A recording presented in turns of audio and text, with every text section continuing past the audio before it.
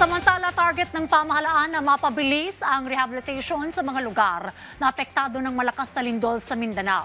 Sa kabila nito, naglaan ang Department of Budget and Management ng pondo para rito. Yan ang ulat ni Clazel Cordelia.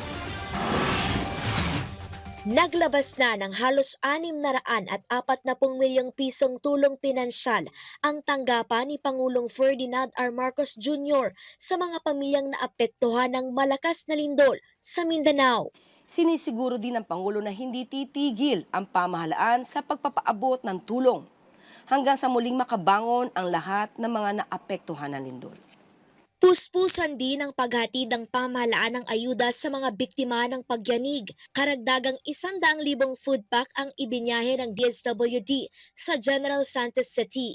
Patuloy ang pamamahagi ng pagkain, hygiene kit at tent sa iba pang lalawigan. Umaasa dyan ang pamilya ni Leticia na walang-wala ngayon matapos masira ang bahay sa probinsya ng Sarangani. Hindi rin makabiyahe ang kanyang asawang tricycle driver dahil sa sitwasyon sa lugar. Yung mga relief good, yung packs na mga bigas, yun po, yung mga dilata, yun itong natanggap namin. Magpasalamat po kami sa mga DSWD na may manatanggap kaming makain.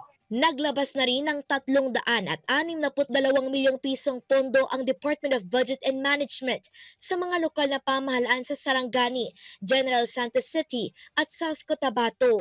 Target nitong mapabilis ang rehabilitasyon ng mga pangunahing gusali ng gobyerno na nagiba o nasira ng malakas na lindol. Yan ay upang agarang maibalik ang mga kinakailangang serbisyo mula sa gobyerno.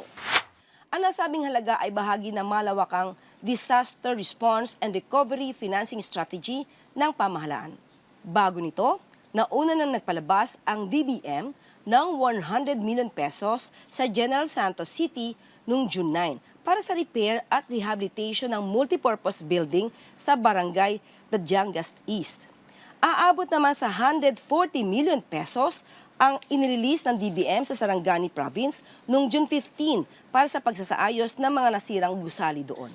Alinsunod sa utos ni Pangulong Marcos, pabibilisin na rin ang distribusyon ng emergency cash transfer mula sa DSWD para sa mga biktima ng lindol. Nagkakahalaga ito ng 5 hanggang 25,000 piso. May hanggang 30,000 piso rin na cash assistance galing sa DSUD. Clazel Cordelia para sa Bayan.